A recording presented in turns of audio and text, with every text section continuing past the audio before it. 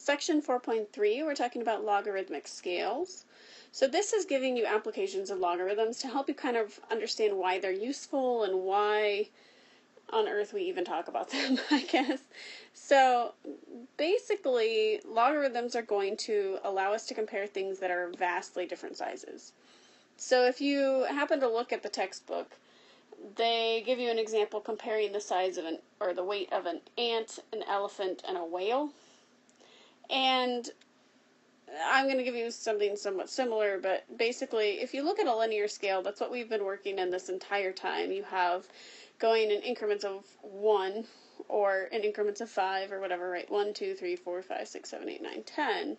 The scale is linear. It is the same scale that you're used to. It increases by some factor, just a fixed factor at each increment. A logarithmic scale is going to be increasing by a multiple. So typically a logarithmic scale is 10 to the 1, 10 to the 2, 10 to the 3, 10 to the 4, 10 to the 5, 10 to the 6, 10 to the 7, 10 to the 8. So a 1, 2, 3, 4, 5, 6, 7, 8 on a logarithmic scale typically is corresponding with 10 to that power and not that number. And so that's going to be the distinction between the linear scale and the logarithmic scale. The linear scale is the number as it is, and the logarithmic scale corresponds with the logarithm of that number. So if we compare weights, similar to how the book did, although the ones that I chose are a little bit closer together, we can compare the weight of like a human baby, an adult human, and a gorilla. 7 pounds, 150 pounds, 350 pounds. If you try to do this on a linear scale, which I've sort of sketched, but it's a rough sketch, you can see 7 has to be very, very small in order to compare with even 150. And then if I want to try and put 350 on there, there's no room with the scale that I just put. And in fact, when I originally drew this, I had to make 7 smaller than I originally did, and then smaller again, because there was no way that 150 was going to be even close to fitting on this page. And that's the reason that a linear scale doesn't always make sense. Sometimes you do have to compare things that are vastly different in size. The logarithmic scale, if I take the log of 7 for the 7 pounds, if I take the log of 150 for 150 pounds, and for 350, the values that I have are 0.845, 2.1761, and 2.5441 respectively. Those numbers are very close together. In fact, I had to make the scale 0.25 to take up the same amount of space to put the baby, the adult, and the gorilla on the logarithmic scale. I could have made this graph even, much, much smaller than it is if I wanted to, because I'm only going between 0.5 and 3, really. And that's very small. So a logarithmic scale allows you to really look at these things in terms of scale. So speaking of scales, there's 3 applications here that we'll talk about. The first of which is the pH scale, and you may be familiar with this because you might have talked about it in a science course previously. We're basically looking at the pH and the hydrogen ion concentration and how those two are related. They're related through a logarithm. So your pH is negative the logarithm of your hydrogen ion concentration. So if I have a hydrogen ion concentration of 10 to the minus 2, then I would just, to find the pH, substitute that 10 to the minus 2 into a logarithm, and then take the negative of it, and that would get me the pH. So log of 10 to the minus 2, as we've learned, since log without a base is log base 10, just gets rid of the 10 in the logarithm, and I get my exponent back. So I have a negative of a negative 2, or 2, pH of 2. If you are not familiar with pH, then I will tell you 7 is neutral. This is usually a scale from about 1 to 14. And so 7 is neutral. If it is less than 7, it is acidic. So this example was acidic. And if it is greater than 7, then it's considered basic. So acid, I think you're pretty used to. Basic is a concept that's kind of on the other side of the spectrum. When you're trying to neutralize an acid, you use something that's more basic. So an example problem here is, say you work in a lab, there's some mystery liquid in the lab that has a pH of 8.4. what's its hydrogen ion concentration? So we use the form of the equation pH equals negative logarithm of the hydrogen ion concentration. Okay, so if the pH is 8.4, I set that equal to 8.4, and then I just need to take the negative of both sides, so I end up with a negative 8.4 is equal to the logarithm of the hydrogen ion concentration. How do I get rid of the logarithm? 10 to that power, so then I do a 10 to the logarithm of the hydrogen ion concentration, and 10 to the negative 8.4. That gets me back, since these two cancel each other, the hydrogen ion concentration as 10 to the minus 8.4, which is approximately 3.981 times 10 to the minus 9 as that concentration. The second application is decibel scale. You're probably familiar with this because if you have more high-tech sound equipment, it usually talks about things in terms of the decibel rating. And we measure sound in decibels, basically is what that comes down to. So since the range of sounds is so large, we end up having to define decibels on a logarithmic scale. So whenever you are looking at that decibel scale, you may have noticed that when you turn something up a little bit when it's at a higher decibel, it changes a lot more than when it changes at a lower decibel. If you haven't noticed that, you could play with your stereo and find that out. The typical equation for this is that your subjective intensity, what you're hearing, corresponds to some constant that's related to the sound in this particular case, but it can also be a constant that corresponds to light or pressure as an alternative. The same sort of equation does relate in those systems. And then we have the logarithm of the physical intensity divided by some threshold intensity. So effectively, how is the relation between what you're actually hearing and at what level you can actually hear it?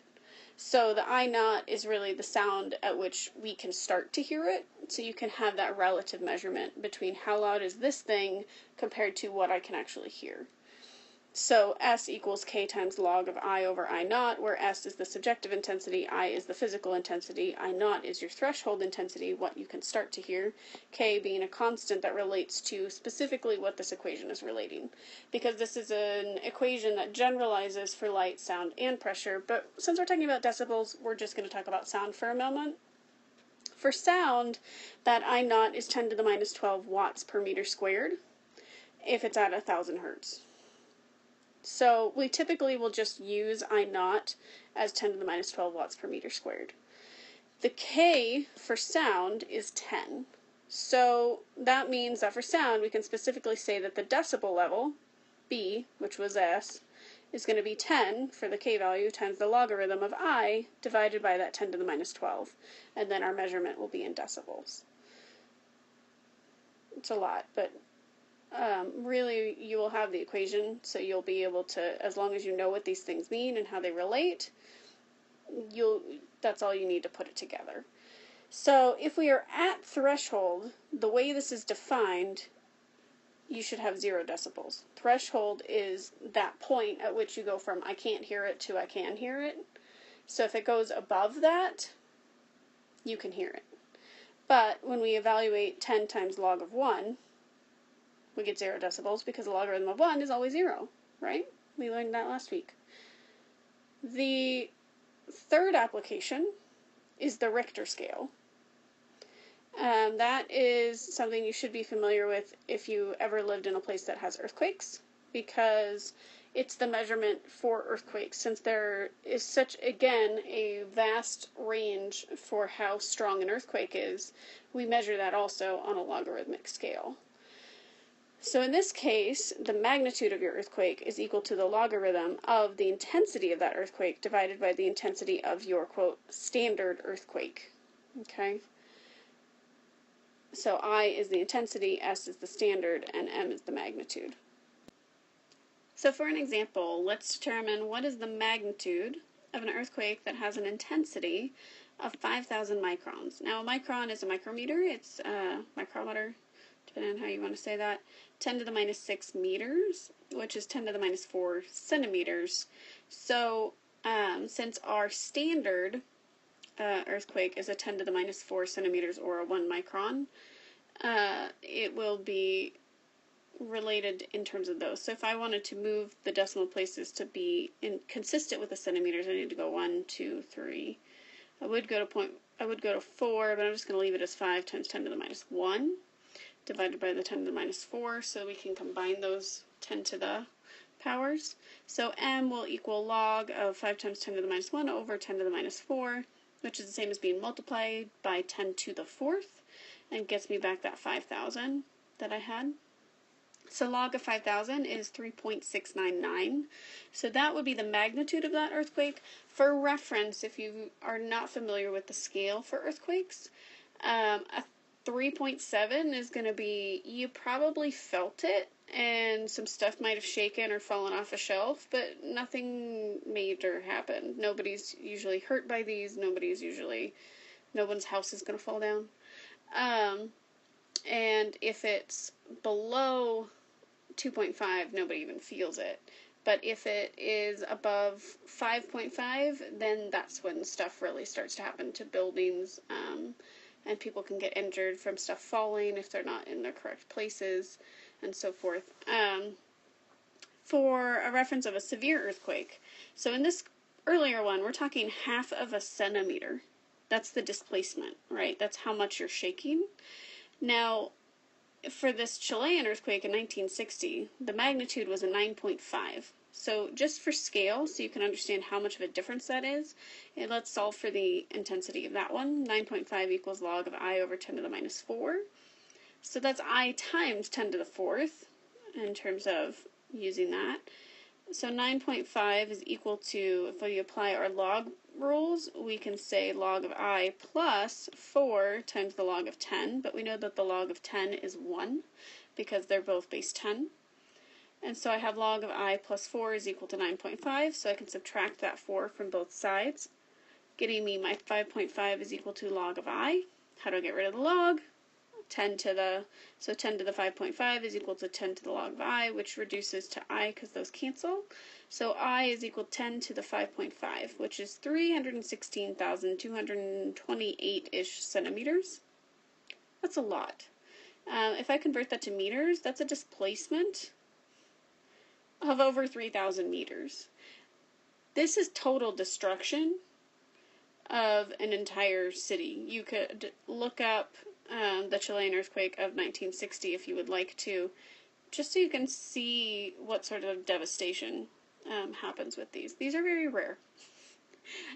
There's a reason that we're looking at an earthquake from 1960. If you have any questions, please let me know. See you in class.